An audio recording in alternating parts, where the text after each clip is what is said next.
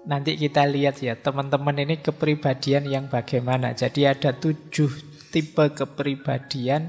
Yang pertama idealis, yang kedua realis, yang ketiga pragmatis, yang keempat visioner, yang kelima dissenter, yang keenam kuesioner, dan yang ketujuh stoik. Jadi ada 7 tipe. Sebenarnya banyak teori-teori semacam ini, tapi coba kita lihat yang versi ini ya. Nanti untuk bahan introspeksi kita, aku itu orang yang seperti apa? Yang nomor 1 orang idealis. Idealis itu orang yang punya keyakinan bahwa ada sesuatu yang harus dan pasti terjadi. Ini orang idealis. Hidupnya harus begini, harus begitu, itu orang idealis. Nah, orang seperti ini itu bagus, tapi kadang-kadang dia jadi rentan. Ketika cocok dengan idealismenya, itu dia terus mudah dipengaruhi. Dalam rangka mewujudkan idealismenya itu dia jadi rentan. Kadang-kadang mudah tertipu, mudah dipengaruhi. Nah, ini yang sering dimanfaatkan oleh promosi-promosi dan lain sebagainya. Misalnya kalian punya idealisme, apalah, punya tubuh yang ideal, body goal misalnya. Hari ini kan banyak istilah-istilah seperti itu. Terus kamu diet lah, senam lah, dan lain sebagainya demi ini. Tidak salah, tapi kadang-kadang ada sampai tataran idealis, harus begitu, harus begini. Nah, ini kita rentan mudah dimanipulasi. Jadi mudah ditipu orang karena idealisme kita. Yang kedua, kadang-kadang para idealis ini mimpinya besar, agak jauh dari realitas. Namanya idealis, kata dasarnya ide, hidupnya di angan-angan. Nah, ini yang sering jadi masalah. Karena ya betapapun kita harus menghadapi kenyataan. Ada banyak di sekeliling kita orang-orang yang terjebak dalam idealismenya dan sulit menghadapi kenyataan hidup. Nah, kita orang seperti itu apa tidak, ya monggo teman-teman refleksi sendiri ya. Untuk mengatasi agar tidak terlalu idealis, di buku itu disarankan coba lebih sering mempertanyakan diri. Lebih sering mengambil jarak, kemudian berefleksi, apa seharusnya aku begini? Apa seharusnya dalam hidup itu seperti ini? Nah, ini bagi orang-orang yang merasa idealis. Ya sopo ngerti nanti tiba-tiba temanmu mengkritik dirimu, wah kamu itu terlalu idealis. Nah, coba kamu refleksi ya. Aku disebut idealis itu kira-kira di titik mana? Mana dari ideku atau gagasanku yang tidak membumi? Ini tipe pertama. Biasanya mahasiswa-mahasiswa banyak yang tipenya idealis. Masih pikirannya melangit. Nah, itu cirinya idealis. Ya enggak apa-apa, memang semangat muda kan begitu. Ingin mengubah dunia. Baik, yang kedua, kebalikannya idealis. Kelompok realis. Kelompok realis ini berhenti hanya pada fakta dan kenyataan. Tidak punya visi ke depan. Tidak suka hal-hal yang emosional, perubahan, pengembangan, dan lain sebagainya. Ini orang realis. Ya kalau kalian kadang-kadang kan ketika terlalu idealis, terus temenmu ngajak, mbok kita itu yang realistis. Nah, tapi kalau kebablasan realistis, kita jadi orang realis. Orang realis itu ya wis, pokoknya hidup ini lihat saja kenyataan apa adanya dan terima. Nah, orang realis ini kesulitannya, orang-orang semacam ini berhenti pada fakta, berhenti pada kenyataan. Dia tidak punya mimpi besar. Jadi hidupnya ya sudahlah, hidup mengalir sajalah, diikuti saja kenyataan hidup. Kalau kalian punya prinsip seperti ini, kemungkinan kamu termasuk kelompok realis. Diterima saja kenyataan kalau kita itu situasinya begini, kalau kita itu dari banyak sisi menyedihkan, mengenaskan. Nah ini biasanya ciri-ciri cara berpikir seperti ini, cirinya orang realis. Kalau teman-teman punya gaya berpikir seperti ini, yo, ayo introspeksi ya. Bukan berarti hidup itu berarti kita tidak realistis, Pak. Yo yang realistis, tapi jangan berlebihan di situ. Kenyataan harus kita terima, tapi bukan berarti kita menyerah, tidak berjuang, tidak punya cita-cita, tidak punya visi ke depan lagi. Baik, itu kebalikannya idealis. Ini orang-orang realis. Kalau di buku itu disarankan coba sekali-sekali kita bertindak sesuai mimpi kita, keinginan kita. Sekali-sekali punyalah mimpi, sekali-sekali hidupkan intuisi kita untuk bermimpi. Nah, kadang-kadang kan orang itu bermimpi saja tidak berani. Kamu kan mungkin kadang-kadang pingin ini, pingin itu, tapi kamu tepis sendiri. Apa ya mungkin? Saya itu pingin kaya raya, Pak. Punya pasangan cakep, punya anak-anak yang hebat-hebat, rumahku tingkat sekian, terus wah kamu kadang-kadang terus kamu potong sendiri, cuma mimpi. Dan kamu buang mimpi itu. Mimpi saja kamu tidak berani. Wong mimpi itu gratis. Kapan lagi kamu seneng kalau tidak dalam mimpi? Ya paling tidak mimpi lah wong ya. Jangan sampai nanti ada larangan mimpi, kamu susah lagi nanti. Mumpung masih bisa bermimpi, ayo mimpilah. Mumpung bisa bahagia dalam mimpi, ya lumayan. Ada sisi bahagianya hidup kita meskipun dalam mimpi. Oke, banyak orang yang mimpi saja tidak berani. Kamu bermimpilah setinggi langit, tidak apa-apa. Tapi ketika menjalani hidup, ya pertimbangkan kenyataan juga, biar tidak terjebak jadi orang realis atau orang idealis. Ada lagi yang ketiga, pragmatis. Kalau pragmatis ini definisinya orang yang bisa realis, bisa idealis, tergantung tujuannya. Ada yang mendefinisikan begini, kalau idealis itu menolak sisi praktis demi prinsip-prinsip. Kalau pragmatis itu menolak prinsip-prinsip demi yang praktis-praktis. Orang sering bilang orang pragmatis itu yang penting tujuannya. Jadi dia bisa saja sangat idealis, bisa saja sangat realistis, tergantung tujuannya apa. Ini pragmatis. Jadi sudahlah Pak, yang penting kan saya paham. Nah, sudahlah Pak, yang penting kan saya bisa kaya. Yang penting kan mimpiku terwujud. Ini namanya pragmatis. Fokus pada hasil. Entah lewat jalan apa. Ini pragmatis. Saya materi kuliah tidak terlalu paham sih Pak, tapi gampang lah nanti saya ke rumah dosennya bawa salak 55 kilo terus sama apa. Nanti kan dosennya mesti agak kasihan, masuk nggak dilulus ke. Nah ini gaya orang pragmatis kadang-kadang. Yang penting tujuannya terpenuhi.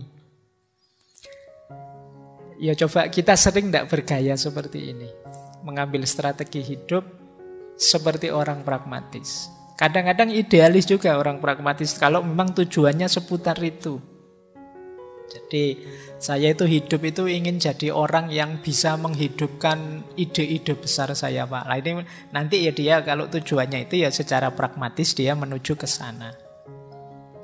Sulitnya orang pragmatis itu dia mudah diombang-ambingkan situasi.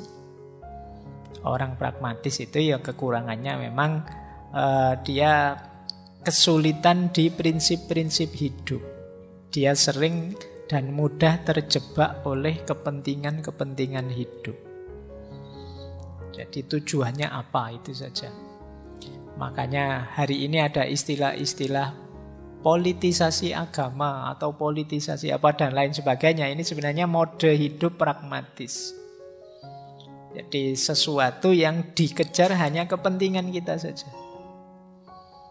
Nah, yang penting ini, yang penting itu. Nah, kalau sering-sering pakai kalimat yang penting titik-titik, itu kemungkinan kita orangnya pragmatis. Jadi yang penting celananya tidak melorot, saya tadi ada. Sabuknya lupa bawa, ya pakai tali rafia saja yang penting. Nah, ini gaya pragmatis. Ya, sisi yang sangat sederhana itu. Jadi, kok lupa ya saya tidak pakai ini? Ah, sudahlah cukup ini. Tidak ada rotan, akar pun jadi. Nah, ini gaya pragmatis. Ya, kita mungkin dalam hidup sering seperti ini. Tapi kalau keseluruhan hidup kita gayanya seperti ini, itu berarti kita orang yang pragmatis. Biasanya orang pragmatis itu tidak mau rumit-rumit. Ngapain sih dibahas rumit-rumit, susah-susah. Intinya kan nilai toh. Ya sudahlah, yang penting nilainya bagus, beres lah. Nah, ini orangnya pragmatis. Jadi kuliah kok rajin amat, kan absen itu 75%. Yang 25 kan kita bisa bolos, santai saja lah. Ini cara berpikir yang pragmatis, yang penting kan bisa ikut ujian 75%. Nah, ini tipe kepribadian ketiga. Biasanya ya suka yang penting apa, pokoknya apa. Nah, ini gaya pragmatis. Ada yang keempat, visioner. Orang visioner ini orang yang hidupnya biasanya penuh energi, meluap-luap, mengejar cita-citanya. Cuma kelemahannya apa? Kadang-kadang dia jadi egois. Hanya ingin menghidupkan mimpinya sendiri, visinya sendiri. Lupa bahwa di sekelilingnya orang itu ya masing-masing dengan kepentingannya sendiri. Dia tidak peduli kalau itu agak menyisihkan orang lain demi visinya bisa hidup. Visioner itu bagus. Orang selalu mencari sosok yang visioner, punya visi ke depan yang jelas. Tapi kalau tidak hati-hati, menghidupkan visi itu terjebak pada egoisme. Kalau terlalu fokus di situ. Hidup ini kompleks, hidup ini multidimensi. Kadang-kadang kita lupa. Kita anggap hidup itu ya hanya tentang visi kita saja. Oke, mentang-mentang punya ideologi apa atau cara berpikir apa, semuanya mau diseragamkan dilihat dari perspektif itu. Nah, ini kelemahannya. Jadi kan sering itu yang viral-viral itu semuanya ingin diseragamkan begitu. Nah, kadang-kadang kita juga begitu. Demi salah satu visi kita, banyak sisi hidup kita yang lain kita korbankan. Yang penting Pak, saya ini baru semester awal, kalau bisa nanti saya lulus tercepat terbaik. Oh, kamu kejar itu mati-matian. Dimensi hidupmu yang lain terbengkalai semua. Mungkin hidup sosialmu kering, kemudian kesehatanmu merosot jauh karena kamu melekan terus belajar biar IP-mu tinggi dan macam-macam. Ini sering terjebak di situ. Orang visioner itu. Kalau tidak hati-hati bablas. Tapi visioner bagus. Ya sesekali orang visioner ini kalau nasihatnya di buku itu, yuk agak membumi sedikit. Agak realistis sedikit. Khawatirnya kalau terlalu bersemangat, ya kalau cita-citamu terwujud, kalau tidak, kamu bisa stres. Hidup itu tidak semulus ceramah. Kalau ceramah sih gampang, saya ngomong kayak gini enak saja, tapi dijalani kan tidak sesederhana itu. Ini saya ngajak, yuk visioner, yuk bermimpi loh. Ya gampang saja kalau ceramah, tapi realitas tidak sesederhana itu. Ya kayak patah hati sejak kemarin kan kita kritisi, kita bahas begini begitu. Kamu tidak ngalami langsung sih enak saja, bisa ketawa-ketawa. Yang ngalami, yang tahu pahitnya, sakitnya. Nah, ya agak membumi lah meskipun kita punya visi besar dalam hidup. Ada lagi tipe pemberontak, dissenter. Tipe pemberontak ini tipe yang berpikirnya agak negatif. Menganggap pokoknya manusia itu palsu, masyarakat itu tidak jujur. Dia ingin keluar dari sistem. Dia ingin out of box. Ini tipe pemberontak. Bagus karena dia kritis, tapi juga harus hati-hati karena biasanya orang yang menyendiri itu dapat label negatif dari masyarakat. Berarti mentalnya harus kuat. Pemberontak itu ya harus siap di stigma macam-macam. Kadang-kadang juga dia kehilangan banyak kesenangan hidup. Yang lain asik-asik ngopi, sini yang jungkir balik protes lah, dilaporkan polisi lah dan lain sebagainya. Tipe dissenter memang seperti itu polanya. Ya kalau siap mental ya ayo monggo. Nah sarannya kalau di buku itu yuk, iya sih memang ada banyak hal tidak beres dalam hidup ini, tapi hidup ini tetap indah kok. Jangan murung terus, jangan marah terus. Tipe dissenternya tipe orang-orang yang marah, tipe orang-orang yang tidak puas dengan yang terjadi di sekelilingnya. Ya sekali-sekali hidup itu ya jangan begitu terus. Ya mungkin pada saatnya di timing yang tepat kita marah, kita protes, kita komplain. Tapi di saat yang lain ya kita menikmati hidup lah. Nah itu sarannya untuk yang dissenter. Terus ada lagi tipe kuesioner. Ini para filosof banyak yang seperti ini. Tipe kuesioner itu tipe yang skeptik, selalu ragu, bertanya dan mempertanyakan. Apa-apa ingin dia tahu sampai dalam. Bagus. Khususnya untuk mahasiswa filsafat yang belajar filsafat, dalam banyak hal kita memang perlu kedalaman. Tapi yo tidak harus semuanya diperdalam, nanti kamu capek, waktumu habis. Kalau kamu diskusi filsafat terus, ngopinya kapan? Santai-santaimu kapan? Tapi memang ada orang yang tipe kuesioner ini. Apa-apa ditanyakan. Diajak ngopi pun hakikatnya kopi itu apa kira-kira. Oh no. Jadi apa makna dari kebersamaan kita nongkrong di kafe ini? Misalnya, jadi apa-apa ingin dibahas dalam. Nah, di buku itu dijelaskan khawatirnya nanti kita melewatkan banyak hal. Kita tidak menikmati hidup. Jangan-jangan kamu asik diskusi filsafat, tidak sadar umurmu tambah. Sadar-sadar loh ternyata aku sudah jenggoten, temanku sudah punya anak semua. Aku masih sumpek dengan baca buku filsafat ini tidak selesai-selesai. Nah, banyak hal terlewatkan dalam hidupmu. Jadi ayolah sadari bahwa tidak semua hal harus didalami. Banyak hal yang ya memang hanya sampai di situ maknanya. Jadi kadang-kadang kan ada orang itu berlebihan. Saya ingat ada anekdot itu. Satu ketika ada pameran lukisan. Ada lukisannya anak kecil. Gambar pemandangan tapi hanya setengah. Yang atasnya kosong, tapi bawahnya isi gambar. Dia kalau melukis selalu begitu. Itu para filosof membahasnya mendalam itu. Wah, hidup itu memang begitu. Selalu kontras, selalu tidak penuh. Tidak ada yang sempurna. Pokoknya maknanya membahas dalam. Begitu pelukisnya anak kecil tadi diwawancara, kenapa kok kamu ngelukisnya selalu setengah, ada filosofi apa? Dia jawabnya, karena saya tidak nyampe tangan saya, kanvasnya tinggi. Kanvasnya kan besar, jadi saya dapat gambar ya setengah. Jadi jawabannya sederhana, tapi sudah terlanjur muter-muter bahas sampai ruwet. Banyak hal yang ya memang hanya itu maknanya, tidak harus didalami terlalu rumit. Nah, ini tipe kuesioner. Mungkin ada ya yang penggemar filsafat yang tipenya kuesioner. Karena terlanjur seneng dengan filsafat yang kayak Sokrates kemarin apa-apa dipertanyakan. Terus kamu jadinya bingungi dewe. Ono apa-apa ditanyakan. Ini hakikatnya apa ya Pak? Apa maknanya kira-kira mau ngaji kok hujan deras itu? Artinya apa? Ya kamu bahas ruwet-ruwet ya. Kalau mau ngaji hujan deras artinya kalau kamu naik motor ya pakai jas hujan. Kalau jalan kaki ya pakai payung. Kan sesederhana itu saja. Kok Pak Faiz datang hujannya terang? Ya kebetulan saja.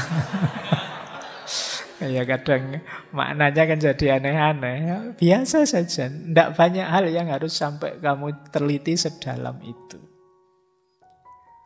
Bahwa kritis analitis itu penting, tapi kan yo milih-milih, kamu harus ngerti prioritas. Mana yang memang penting harus dibahas mendalam, mana yang biarkan saja mengalir. Nah yang terakhir ini kalau orang stoik, ini yang kita bahas malam hari ini. Stoik itu terkenal tangguh secara mental. Kalau teman-teman belajar stoik, mempraktekkan stoik, itu nanti jadi orang yang kuat menghadapi apapun dalam hidup. Meskipun ada kelemahannya, tentu saja. Orang stoik ini ibaratnya sepak bola, dia kalau ndak back ya penjaga gawang. Dari sisi keluar, dari sisi hubungan dengan orang lain dan yang sejenis itu agak tawar. Jadi dia agak misterius. Emosinya tidak terlalu kelihatan, itu orang stoik. Kita kadang menyebutnya, wah orang ini tenang sekali. Ya dari sisi itu kita baca dia orang tenang. Tapi dari sisi dia agak misterius, agak tidak kelihatan emosinya. Itu kadang-kadang membuat kita tidak nyaman kalau bergaul dengan orang kayak gini. Kita bergaul dengan orang yang kalau seneng tidak kelihatan, kalau sedih tidak kelihatan, kan tidak enak. Jadi kamu sudah ndagel capek-capek, dia biasa saja, itu tidak tersentuh. Waktunya sedih, ada berita ini loh teman kita sakit, ada teman kita meninggal. Ya hidup memang begitu, ada yang sakit, ada yang meninggal. Itu kan tidak enak, tidak nyaman. Jadi dari sisi mental tangguh luar biasa. Tapi kadang-kadang dari sisi pergaulan sosial itu rasanya tidak terlalu menyenangkan kalau ada orang agak flat begitu. Jadi orang yang emosinya kelihatan itu kan enak, kita tahu, oh dia marah ini mesti, oh dia tersinggung, ya kita bisa bersikapnya enak. Tapi kalau punya teman misterius kan susah. Ini temanku ini tersinggung, marah apa biasa, tidak tahu saya. Wajahnya datar terus. Dia seneng apa sedih tidak kelihatan. Itu mewek senyum atau mewek sedih itu podo wae. Nah ini ya coba deh kamu. Itu kelemahannya stoik. Dari sisi mental tangguh tidak masalah. Makanya di buku itu disarankan kalau mungkin teman-teman orang yang sudah tangguh seperti stoik, tidak masalah kok mengungkapkan yang kita rasakan. Wah saya sakit ini, hati saya tidak apa-apa. Biasa saja orang hatinya sakit. Dan juga sadari bahwa orang lain juga perlu ditanggapi, perlu diapresiasi. Tidak hanya urusan kekuatan batinmu. Baik, nah malam hari ini kita ambil stoik sebagai perspektif karena ketika kita patah hati ya tentu saja kita perlu ketangguhan jiwa.